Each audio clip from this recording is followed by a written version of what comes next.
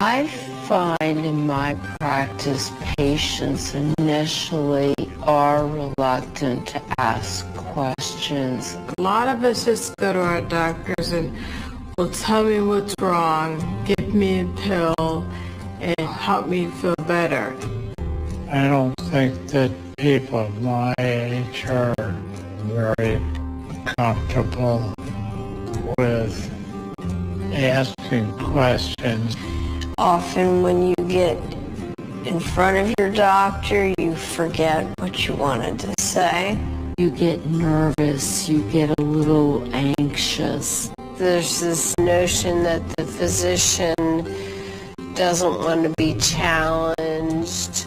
I've often heard patients say, I don't want to keep bothering you. I have another question, but I think I've taken too much of your time. They don't ask a whole lot. They're just like, okay, whatever you want to do is fine with me. He's a doctor. Who am I to ask him a question? They know what they're talking about. Why should I, even question what they're doing? I don't want to make them feel like I'm second guessing them. But you have to. If you're willing to ask your hairstylist a question or your grocery store clerk a question, ask your doctor a question.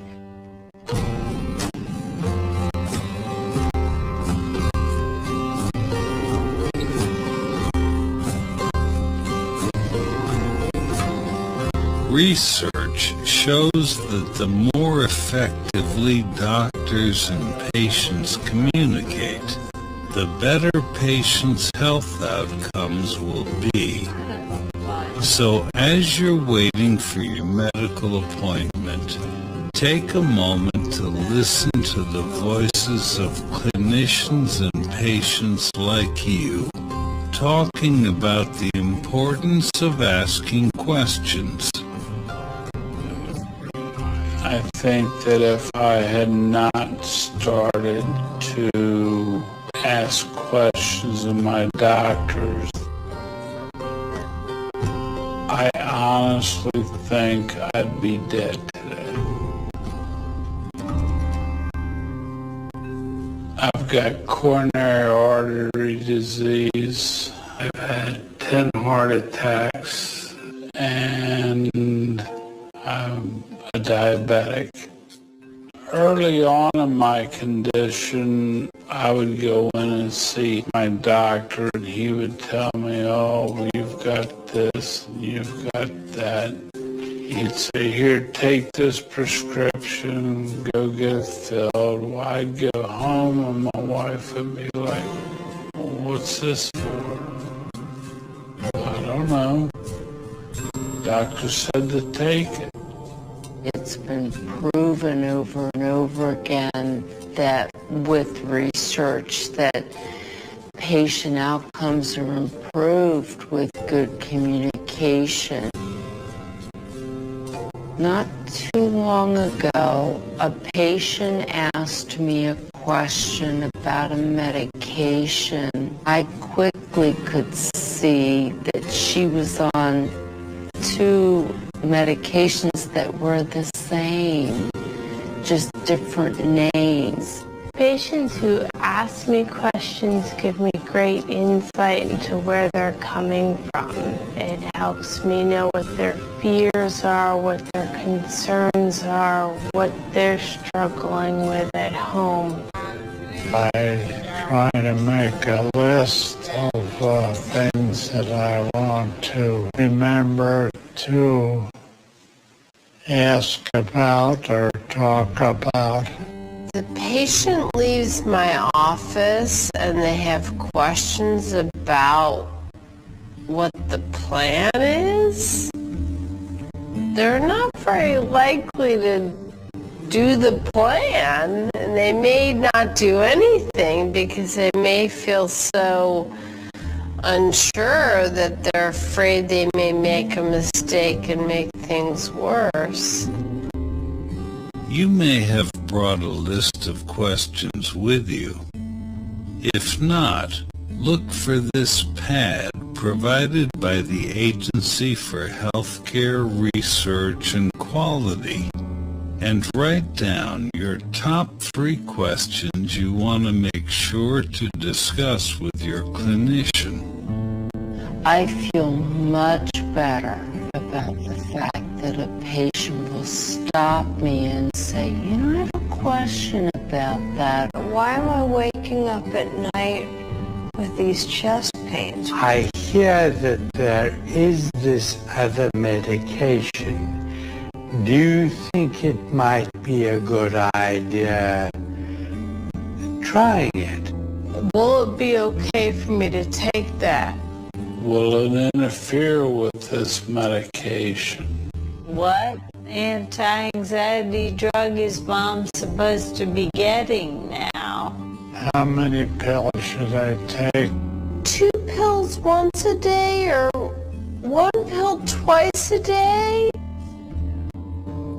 My doctor listened to me. She had me start talking, and I think that's how she figured out so quickly what was wrong with me, because she just asked me to start talking. I encourage my patients to do research and come prepared to an appointment in the same way that they might come prepared to a business meeting or to a conference with a teacher, because it's of equal importance. At first I felt a little nervous questioning my doctor about my own findings of what I found online and what I had researched in books. But after I got past that fear and asked that question, she was like, well, I'm glad you asked that question. Yeah, I have a wonderful doctor. I come with my little list of questions, and I'm a doctor. Sometimes people will come in with a lot more questions than there's going to be time for that day. That's okay. You don't have to get them all answered in one day. And in fact, as you're making a list and thinking about issues that are important to you, it's actually a really great idea to tick off or make a little star next to those issues that are most important right now. You don't want to get to the end of the appointment and be thinking, oh, that's the one thing I wish I had asked and we didn't get to it. While you're meeting with your doctor, keep in mind, it's not enough to ask questions. You also need to make sure you understand the answers. Communication is a two-way street. Sometimes Starbucks does a better job at this than we do in healthcare. You know, you order a drink, they repeat it back, they tell their colleague, they write it on the cup. It's kind of built-in error prevention. I make sure that they hear my questions and that I hear their answers.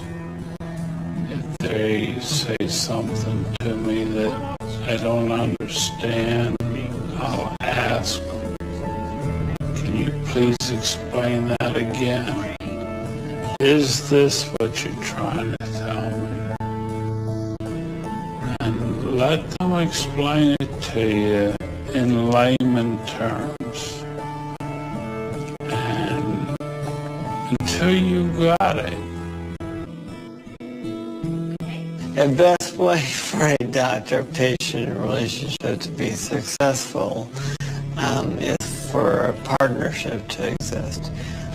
You want to be doing the best for them, They want to do the best for themselves.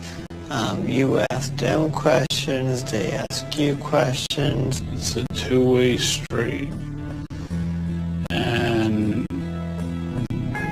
you cannot be afraid to talk to your doctor. It's a partnership of communication, and it is vital. I feel better today than